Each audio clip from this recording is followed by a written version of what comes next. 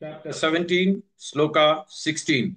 Mana prasada saumyatvam. Mana prasada saumyatvam. Mana prasada saumyatvam. Maunamatma vinigrahah. Maunamatma vinigrahah. Maunamatma vinigrahah. Mana prasada saumyatvam. Maunamatma vinigrahah.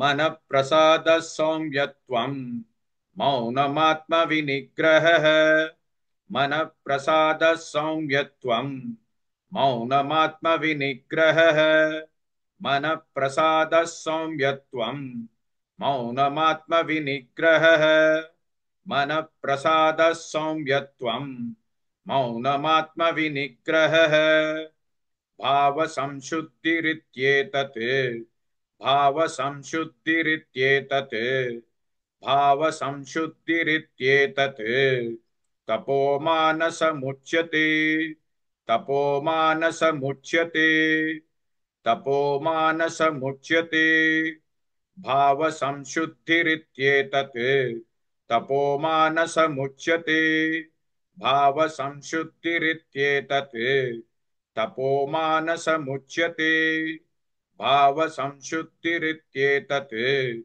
तपोमानसमुच्यते भाव संशुद्धिरित्येतत् तपोमानसमुच्यते भाव संशुद्धिरित्येतत् तपोमानसमुच्यते मन प्रसाद संयत्वं मौनमात्म विनिग्रहः भाव संशुद्धिरित्येतत् तपोमानसमुच्यते.